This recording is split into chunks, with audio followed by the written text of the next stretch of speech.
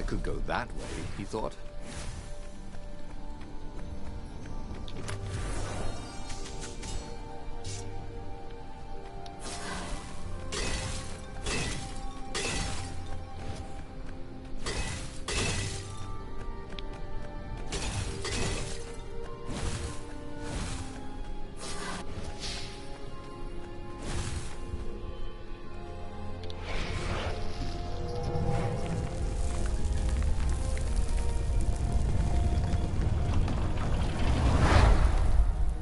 He dropped the core at the entrance to the council chambers. Get that thing out of here! Croaked the speaker. It's making us sick! That's the core of the Sky Ripper, said Renato. No, it's not useless at all, said an engineer toad. It's poisonous. Look at the fox. He's ill. Probably dying. Yeah, not useless at all, said Renato. So what do I do? Rub it on His Majesty? The engineer chuckled. Renato didn't like it when engineers chuckled. Oh, I got it. Listen, I can make a bomb and spread bits of the core all over a circle about 100 paces wide. Yeah. Little chunks of poison and death. All you have to do is just get it near the Emperor. It'll kill him and his bodyguard and chop off the head of the fleet. Yeah, and if we're lucky, might poison some of the ravens around there as well. What about me? Right, what about you? Well, I'll build in a timer. You can set it and run. No, that's a horrible idea, said Renato. Oh, we have to do something, yes? Said the speaker. This is something. Renato couldn't argue with that. And so, reluctantly, Renato loaded the rigged core onto the Farfarer and set sail towards the Emperor's ship. The rebels took the fight to the Imperial fleet, but Renato was too sick to enjoy the view. He must have passed out as a firm hand grabbed him and shoved him forward. This was it.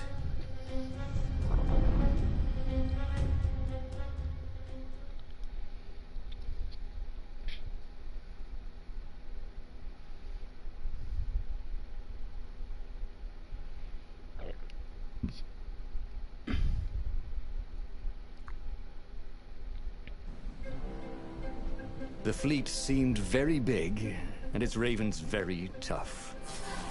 Or maybe he was just slower and weaker than before. He hated the idea of poisoning the enemy. It wasn't fair. Face to face with a raven, let the best swordsman survive. But they wouldn't even know what was killing them. Feather by feather, scale by scale. He didn't mind dying a hero. That sometimes went with being a hero. But he didn't feel at all like a hero. Not today.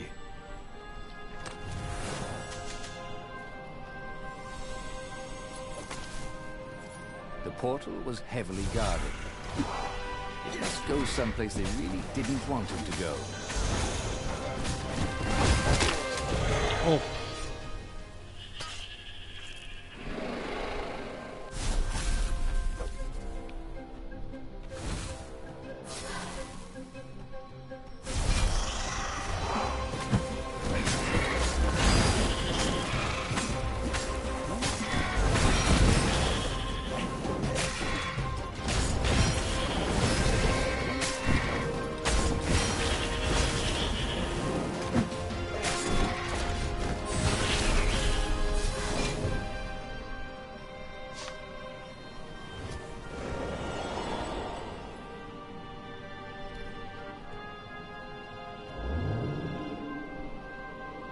Renato had always wanted a flying carpet.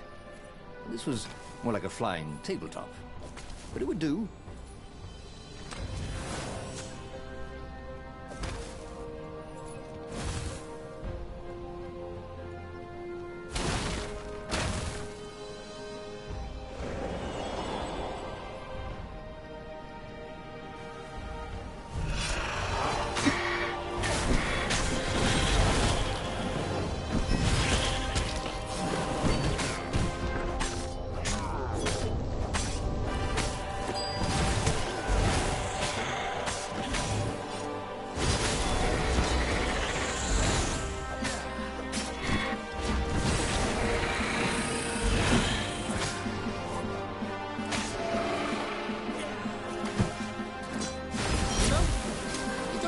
any better when you're dead.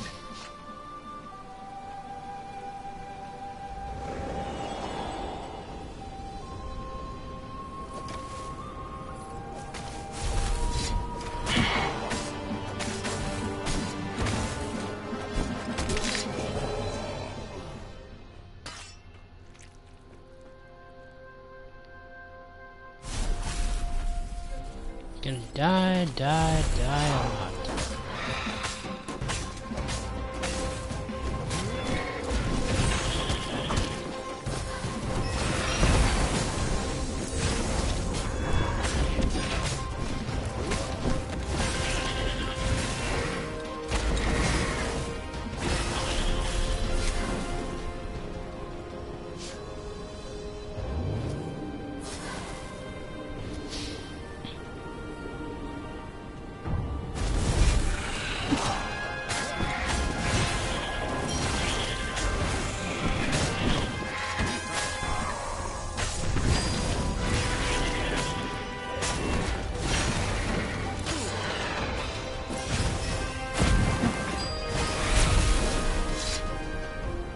He was exhausted.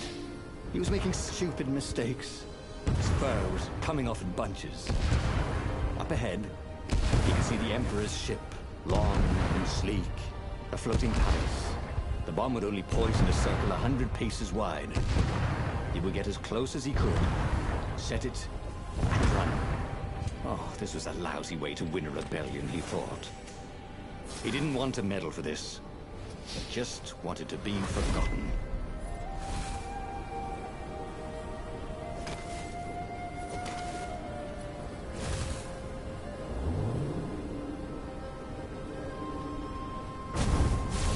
The traitors! Caught the ravens.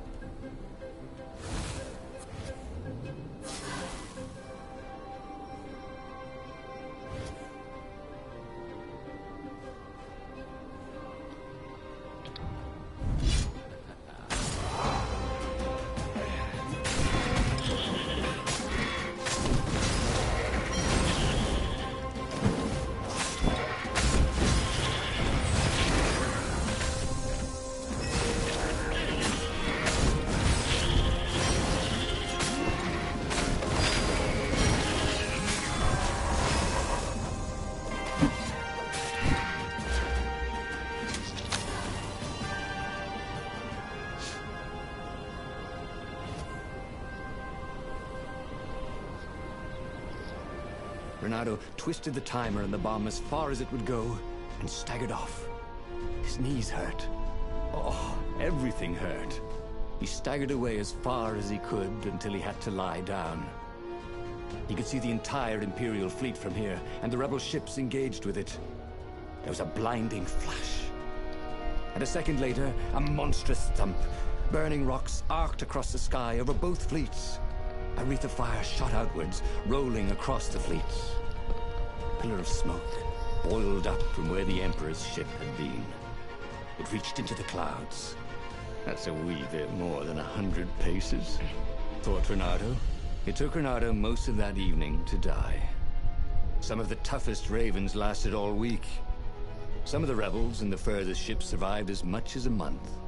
That winter, with neither empire nor rebels to rule them, the islands slid into banditry. And so began the Second Age of Darkness. He should go back to some of the choices he'd faced before. Maybe there were new paths that had opened up, like those doors he was opening up all over the map that took him to new treasures and around his enemies. And he hadn't learned anything new this time. He'd done the same thing twice, yet expected a different outcome.